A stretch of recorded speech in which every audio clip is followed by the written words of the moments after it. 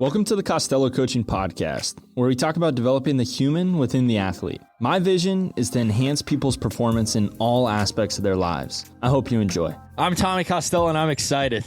I'm excited for this podcast today with Dr. Stephen Frueh, dual PhD in theology and psychology. Today, we're going to talk about the relationship between the body and physical performance and how our body communicates to us in the fashion of telling us what is truly happening and what are some tools that we can do to listen to our body and how that can improve our performance as athletes, but also improve our health and help us take care of ourselves. So today we're going to dive right into it. A big term that I want you to try to wrap your mind around: psycho-neuro-immunology.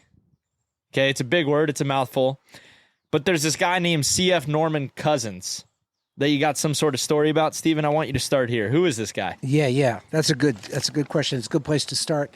The thing I observe is that we have a lot of concentration in this culture on body. Like we get Botoxed and we get all kinds of supplements and we get this and we get that and we get deodorized and we get d. So we get a lot of input into trying to make this body better than it is. If you're an athlete, I think you get a lot of input, got a good coaching. I also think you probably get some pretty bad coaching. You probably have some big deficits in the way your body is related to and treated. So the idea of today's podcast is to take charge of your own body and how that body speaks to you. It's your wizard. It is your wisdom. It is your guru. Take charge of that body and let your body speak. That's a big order. Now, Norman Cousins was a journalist in the 70s. He wrote for Atlantic Monthly, a lot of places, very well known all over the world. And he went to his doctor one day and he was told he had a year to live, or maybe less. It was spreading throughout his body, whatever the heck it was. I don't remember very well the exact diagnosis. But he was driving home, less than a year to live, not an old man in his 40s. I think, late 40s. And he said to his wife, "You know what? I don't laugh." I don't know what. In the story, the doctor said to him as he walks out the door, the doctor says, "You know, I read all your articles and all your stuff, and I really like them, but everything is about bad news. Do you ever get to write about good news?" He's driving home. He's thinking about that. He says to his wife, "We don't ever laugh anymore. Would you do me a favor? Would you be the guardian at the door? Don't let anybody in the front door that has bad news. Only let people in the front door that have some good news. Would you do that? And then I want you to go to video store." In those days, you rented videos. I go to the video store and rent a bunch of comedies. Don't rent any dramas. Don't rent any documentaries. Just rent comedies. And then I want to get these books and this book and this book, all about laughter and comedies and fun. I just want to laugh all I can and have fun all I can and not anymore observe for what's wrong in the world. I've spent 20 years observing for what's wrong in the world and writing about it. And I've got cancer, whatever I have, and I'm going to change that. Well, within a year, his symptoms were in remission. And he... eventually, they had a center at UCLA named after him, the Norman Cousins Center for Psycho-Neuro-Immunology, which is about how stress compromises your immune system. Now, that's a new idea for me back then. How stress compromises your immune system. You were about to say something, or should I keep going? No, keep going. Keep going. So what he learned was that you're in charge of something you didn't realize you're in charge of it. There's a guy, Eric Byrne, who wrote a book, Games People Play, and one of those games was Ain't It Awful? How people will get together and say, isn't it awful what's happening in sports? Or isn't it awful what's happening with teenagers? Or isn't it awful what's happening in the corporate world? They play the Ain't It Awful game, and that negativity recycles and recycles. And he's saying his body was breaking down because he was so immersed in negativity. Yeah, so the relationship between negative thoughts, negative people, and maybe negative effects on your immune system. Yes. And so at the Center of Psycho-Neuro-Immunology at UCLA, they're studying how maybe positivity interacts with your immune system. Well, yeah, it's kind of complex because there are people. It's easy to see. There are people that say think only positive thoughts. Well, that's bull too. You can't think only positive thoughts. You have to take on the challenges of the world. Like you say with the pitcher, the pitch goes in the dirt. You got to take that on some way. You can't just say, oh, well, I throw them in the dirt sometimes. You got to be able to acknowledge what's happening. So it's not as simple as thinking positive thoughts instead of negative thoughts. It's a matter of letting yourself see how you're oriented or addicted to a kind of negativity that doesn't have an outcome that you want. And then saying, instead of being oriented toward negative thoughts, being oriented towards proactive positive thoughts, being oriented towards. I think I told you last week that the playwright Eugene O'Neill, who said there are people who look at the world and look at the things that are wrong with the world, and they say, "Why?" And then there are people who look at the world and look what could be and say, "Why not?" That's the positive kind of thinking. How can we change this for the better?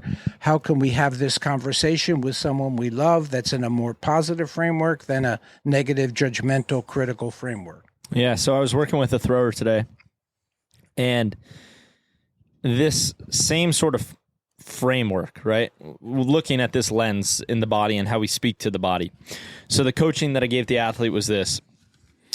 We were in-depth level of biomechanics, understanding the biomechanics of the movements. And this is what you do with your leg. This is what you do with your arm. This is what you do with your eyes, everything.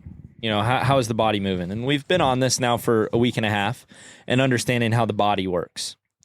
Maybe you could think of this as, you know, the in-depth knowledge of how the physical body is moving. Yes.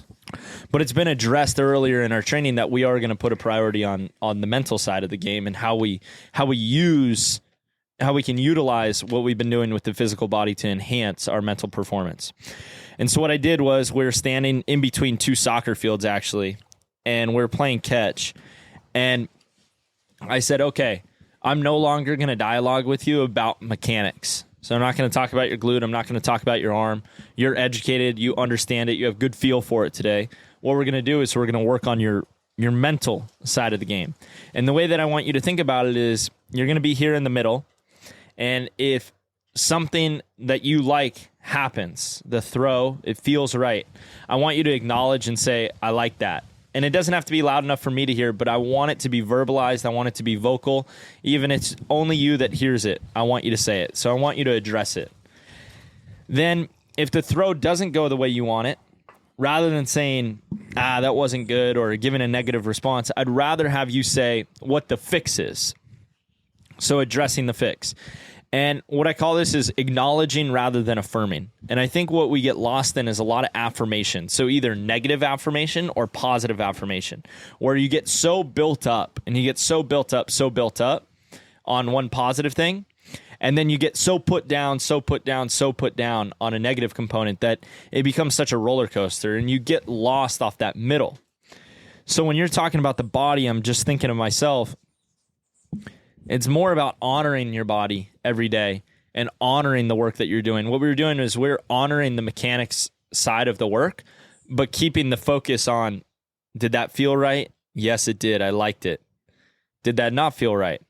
No, I didn't utilize this component that I've been working on. Okay, let's utilize it next throw. And that's the conversation. Well, when you talk like that, you know what I think right away is that there are neural pathways in this beautiful, marvelous, complex thing we call the brain. And neural pathways, we think of our bodies and our brain as kind of set, but they're not.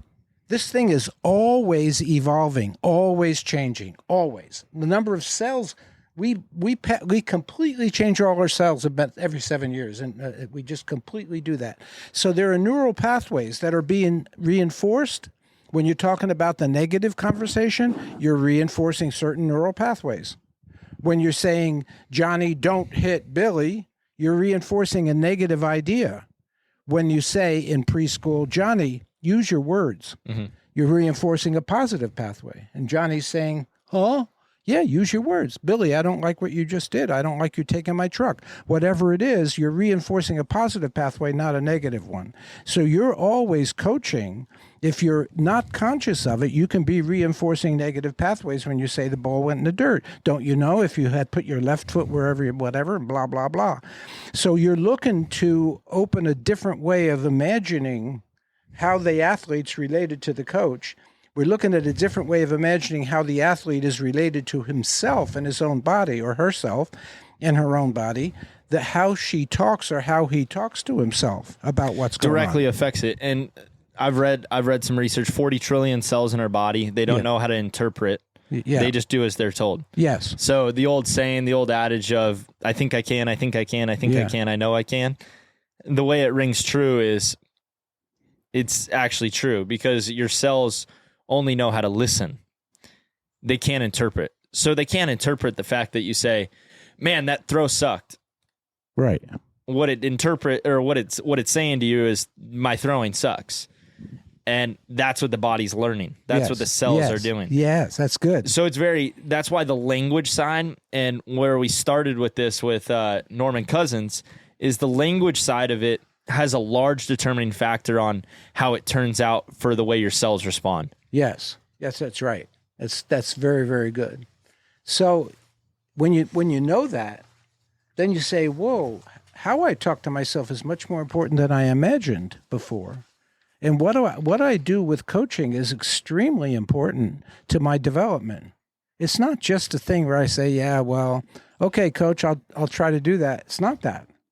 It's every single communication is about your self system creating and responding to your life situation. So when you get that, then you can say, okay, my coach, Tommy Costello, is not only my coach, but he's my partner in something. Do we know what that is? Do Tommy and I know what that partnering is like? Is my ego in the way, or is his ego in the way? Am I open to hearing what my instincts are saying, or am I not? Am I open last night on the way home when I stopped and got a McDonald's hamburger, was I with Tommy or not? Did you do that? No. Oh, but I'm saying when, you leave a coaching session and you have a big thing of French fries and you have a McDonald's and you have a Diet Coke or whatever, you're thinking you're alone in your car and you're doing it, but you're not. Your partner, Tommy, who's your coach, is in the car with you. Yeah, what you're talking about is like if someone felt judgment for that. Yeah. It's because you're bringing other people along with you. Yes. And so that's a good place to go. You got to be aware of who you're bringing along with you. And I know to get it more in the context of probably the listener, where athletes or any performer really that has someone who's in a place of authority ahead of them, yes, that's maybe writing the lineup or paying you the bill for the acting job, or a comedian, that is being employed by someone for their performance. A lot of the times we negate what our body is telling us in order to service what the goal is. And you have to remember that the industrial society started around 1800. That industrialization taught men to disregard their bodies. That was a huge message. You go to factories. In England, they took the men off the farm, forced them off the farm into the factories. So you're saying on the farm you could listen to yourself a little bit more? I would think so. You're working with dirt. You're working with animals. You're working with real stuff. You go to the factory. What are you working with? Ka-jung, ka-jung, ka-jung, ka-jung. Machines. Yeah. And we're not machines. Yeah. So now the question is, though, the reality is of sport, you're not always going to feel perfect. And that's the truth. You can't wait around for the day that you feel perfect to go out and perform. But also that balance of listening to yourself and having the ability to hear what your body is telling you, I believe is the bigger skill than thinking of it as, oh, if I don't feel perfect, I got to tell coach I can't play. Because that's not the answer either. That's an important, really, distinction. Keep going. So what it is you're grabbing a voice within yourself for what that is and what that's saying to yourself. And all you have to do is be aware of it. I think the challenge is most people teach things for you to make action on versus giving you some ground to be able to come to the product of your own conclusion. So many times people are taught 1 + 1 = 2. So in this context, your body hurts, you tell yourself you're not ready to perform equals tell a coach I can't play. Well, maybe not. Maybe body doesn't feel perfect. I know I can do these things to get myself to perform at this rate, but I'm understanding the risk that I'm taking here with myself. That's a big ending, because the athletic idea that you play hurt makes you a hero is false. It is false. Yeah. But every athlete goes through it where they need to be performing at some point with something going on with their body. They're pushing through something, right? Yep. And in the technical terms, it's actually called the functional gap. So when you're functional gap? The functional gap. So Okay. So athletes will consistently enter into a functional gap, meaning this. You could imagine an athlete on a pull-up bar, or anyone on a pull-up bar, and you say, do 10 pull-ups. And they do the first one, it's beautiful, it's textbook. They do the second one, it's textbook. Third one, excellent. Fourth one, they kind of grunt their neck and get their chin over the bar. And then the fifth one, they're getting a little tired and they're using a little bit more of their left side. And since they're a competitive person, somehow they get their chin above the bar 10 times. But we notice at rep 4 that they're grinding through it, or they're struggling. What we'll say is they've entered the functional gap at 3. They have the capacity in which to train for 3 reps. Now, does that mean that, all right, I'm only going to give this person 3 pull-ups for the rest of the time I know this person? No. What we do for an athlete is you allow them into a functional gap for only a certain amount of time. So maybe 10 is excessive if they enter the functional gap at 3 and we give them 6 pull-ups. We want them a little bit in that functional gap. And back to the conversation about pitchers, specifically with mechanics, they're not going to be perfect every throw. And that's why so many guys get hurt. When you're working at such high speeds, this goes into the conversation of one of my 10,000 foot view above of why so many pitchers are getting hurt. They're in the functional gap so consistently because when you work at such high speeds, it's easy to make mistakes. So if you were to drive around the neighborhood at 20 miles an hour and you're focused and you're conscious, it would be pretty hard to get in a car accident. If you were to drive around the neighborhood at 100 miles an hour, it would be pretty easy to get in a car accident. Yes. These guys are working at such high capacity all the time that they're getting in accidents frequently. Are they also talking to themselves in a way that doesn't support their truth? So what they're doing is they're performing for something outside of themselves. Yeah, like the pull-up illustration. Yep. I could imagine my doing the pull-ups in your gym and wanting not to be embarrassed, so I would do 10, but the next day I couldn't walk. Yeah. Because I twisted and strained. And so pitchers and athletes do that every single day. Yeah. You know, I have a really good friend that plays in the NFL, and he's got an oblique and an AC joint and a knee and take painkillers. And the question then about the psychology and what I ask you is the why. Mm-hmm. Like, what is going on inside that human that really feels like they need to be doing that to themselves? That's why I developed the power wheel, because the power wheel is a way of picturing for athletes. It's a way of picturing all of the dimensions, not just one. One dimension is high performance, but another dimension is personal limitations. And it takes a lot to stand up for your limitations and still be coachable and push yourself beyond your limitation. You know much more about that than I do.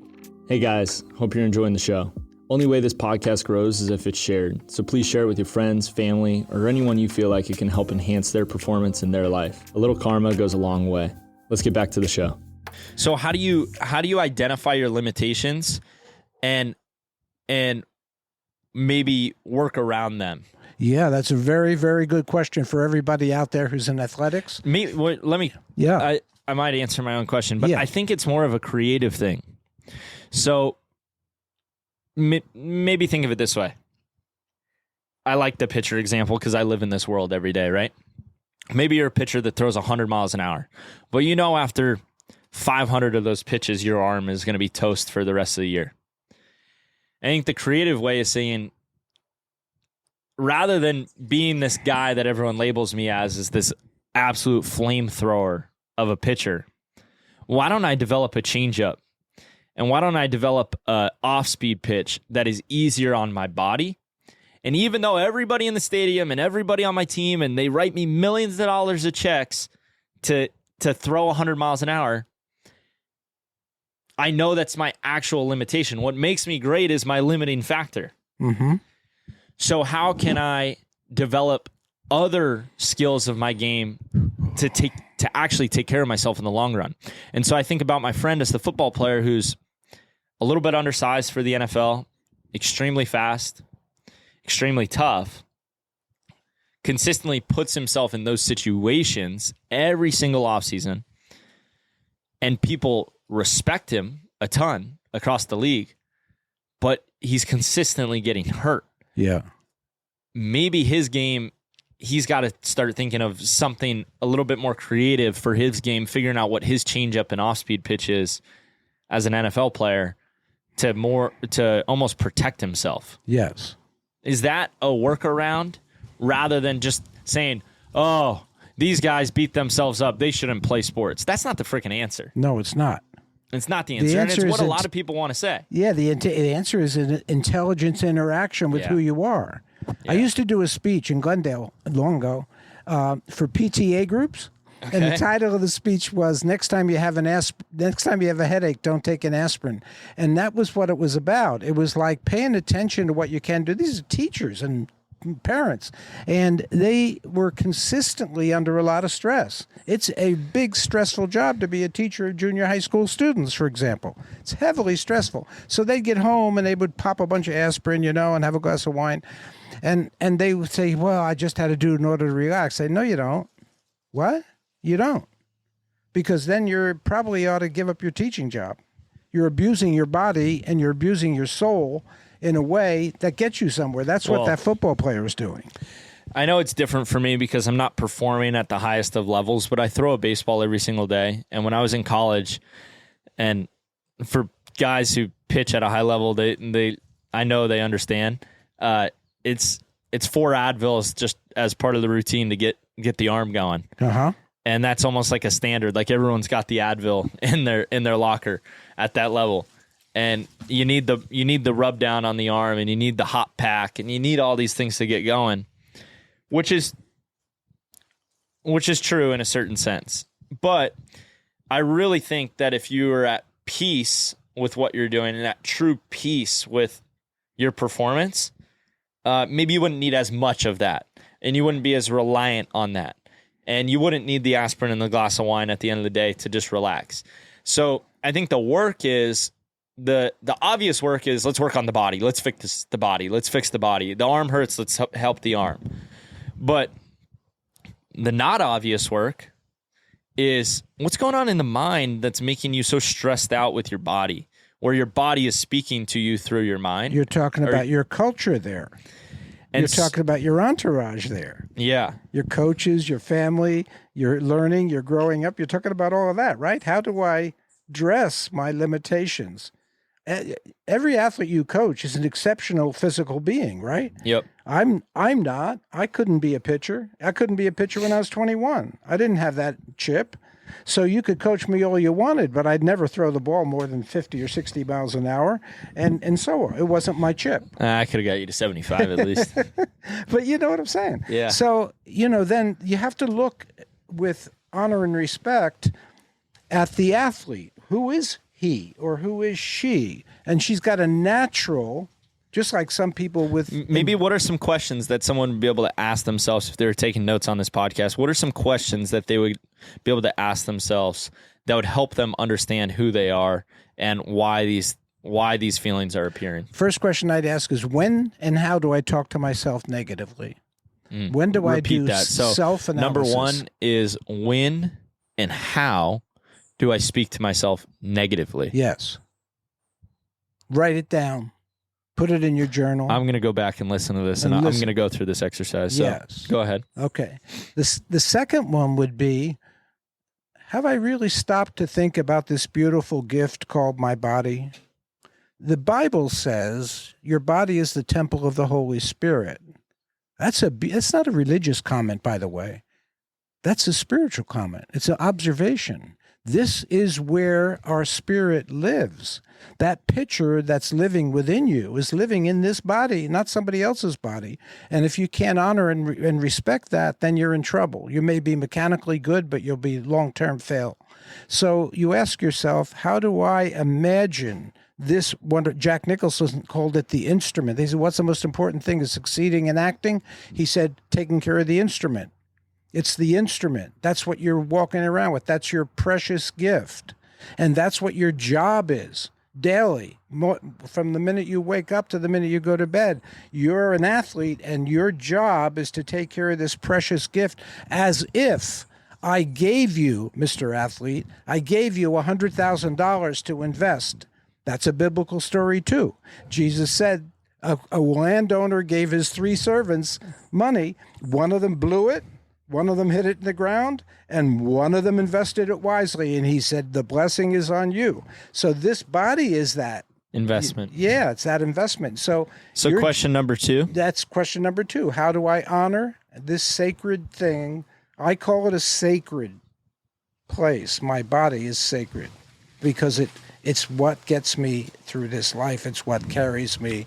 It's what carries my emotionality. It's what carries my imagination, my spirit. It's that. So you have to ask yourself, how respectful are you of your body? And then there's a lot of ways to do that. You can say, let's take an honest look at what and how I eat. Let's take an honest look at what and how I rest.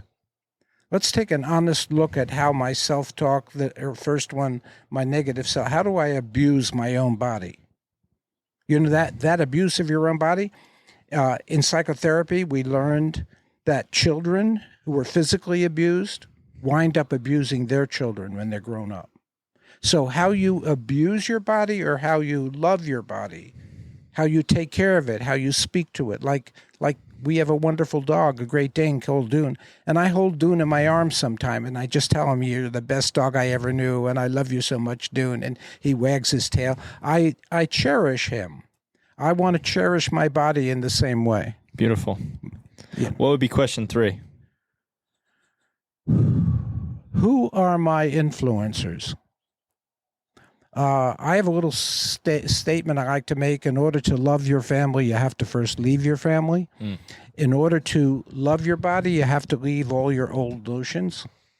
The way you were taught, like in New Jersey, you were taught to play hurt, or you were taught tough it out. You know, when you go to work, we'd make fun of the guys who stayed home sick, you know, and this guy's a real good worker because he can work hurt, he can work sick. He doesn't care about his body. He'll drink a lot at night when he goes home, and he'll come in hungover, and he'll keep working. The people who abused their body were idealized. The people who took care of their body was seen as weak. So you look at that conversation in your history. Who are the influencers? Who are the people who've taught me? Well, obviously, the first influencer, most powerful influencer, was your mother, and then your father. But then there were a lot of other associate professors of how Tommy should treat his body. And you have to look at them. And you have to be able to say, hey, you know, that wasn't so good. That over there was really good. I could have more of that. Because there are people who can empathize with you and what you're doing as an athlete and really be next to you and be coaching in a way that's empathic and wise. And there are people who just want their career to be furthered by you performing. So that would be my third question. It's beautiful.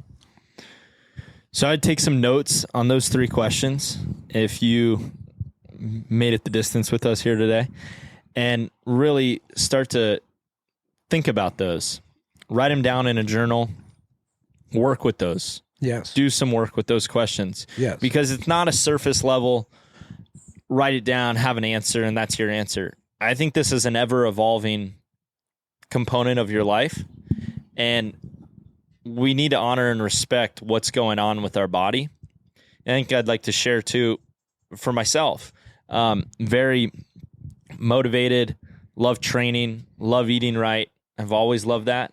And then as the work grew and the opportunities expanded, I would continue to fuel the body with more, because I want to take on more. Yes. And then what I realized is I wasn't able to do more by working more. I had to create my changeup, create my curveball, and take a little bit more off me so that I could achieve at a higher level.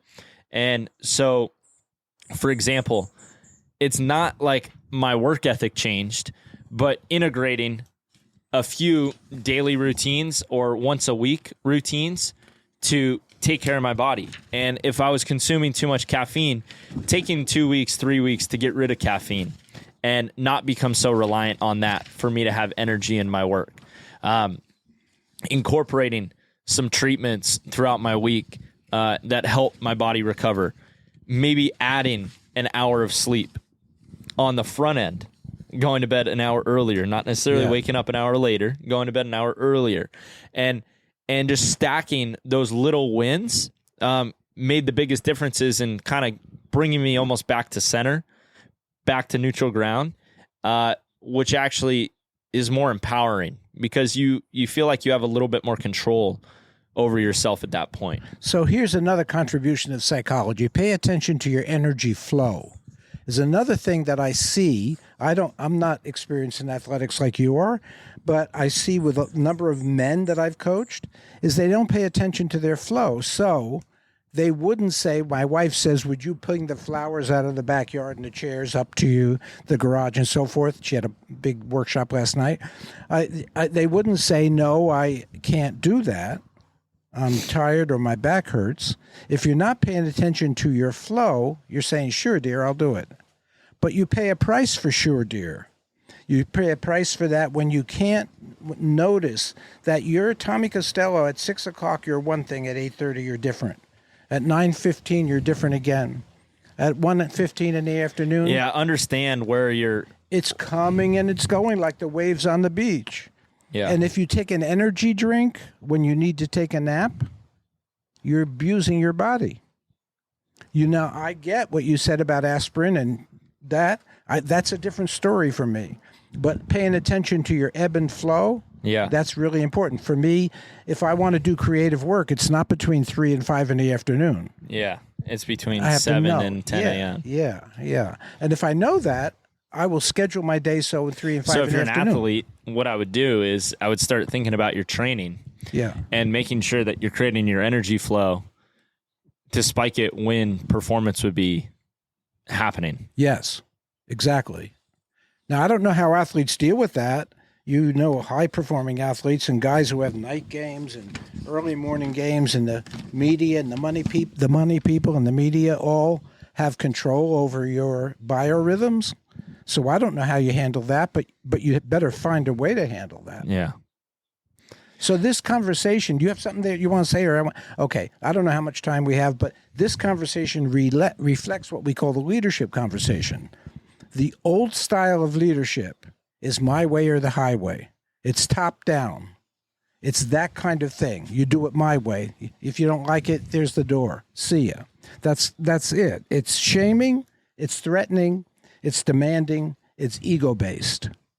It's little recognition for the person's boundaries or limits. So what would be the new way? So, and denial is praised. He plays hurt. The new style of leadership is collaborative. And it pays attention to who is in leadership. So if I have a leadership team at a company and there's 7 people sitting around a round table, the leader isn't the person. The leader is the leader, but the person driving the whole thing, he's acknowledging when you're in leadership, or when Lucas is in leadership, or when Elijah's in leadership, or when Stephen's in leadership. He's saying, he's got something at this point. Now, a good coach would know that, I think, and he wouldn't be seduced with his fear. So it's part of vision and mission. Well, then there's active listening to the person. There's curiosity about when the person says something. What did you mean by that? Could you tell me more? There's like your dad does with the 12-year-olds. Is a curiosity. There's shared vision. There's shared mission. That's in the new style of leadership. Companies that do that get a lot of mileage and a lot of traction around vision and mission, because it's a group effort. It's not one person pushing the whole thing. Yeah, and so it's one way you could look at it is you could think of your body as a whole enterprise. And the way that they would take care of a massive enterprise of a company, understanding the vision, understanding the mission, understanding the leadership roles. And you break down this complex organism, and then you simplify it into simply your body. And you understand who's leading this thing. Yeah. What is the vision for this thing? Yeah. What is the mission here with this thing? Yes. Because we're only born with one. We're not getting another one. Yeah, that's right. We must be very clear on those things and understand and be aware of when we're getting away from that. And that's the essence of the conversation. I had a wonderful conversation. I was doing a weekend for men in Santa Barbara a number of years ago, and there was a guy who played, I think, linebacker for the New York Jets. Handsome, tall, handsome, about 40 maybe. He was talking about being a football player, and he's talking about all his surgeries, both elbows, both shoulders, both knees, both ankles. I said, "Excuse me, JT, but why did you do it? I mean, was there that much money involved that you would abuse your body so totally?" He said, "We hated the coaches. We hated the fans. We hated the owners. Who we loved were each other. And that's what we did it for." So there's a brotherhood, tribal thing there. And I said, "And that would drive you to push so hard you'd fracture your shoulder after the other shoulder just healed?" He said, "Yeah, that wasn't the issue. The issue was camaraderie and mutual respect. That's how we got mutual respect." It's kind of beautiful, honestly. Wow. I said, wow. Well, that's good. That's plenty for today. That's plenty to digest. It's a lot, yeah. Yeah, it's a lot there. Listen to it twice. I know I will. And there's a lot to be learned. So if you take anything from it, be a little bit more conscious about your body. What we're talking about next time, by the way, is what does love have to do with it? Yeah. That's going to be a lot of fun. Yeah. Tune in. What does love have to do with it? Yes. Good. Hey guys, thanks for listening to the show. I hope you benefited from this. Give the show a follow, share it, and comment what you'd like to hear more of, so we can help more people perform in all aspects of their lives.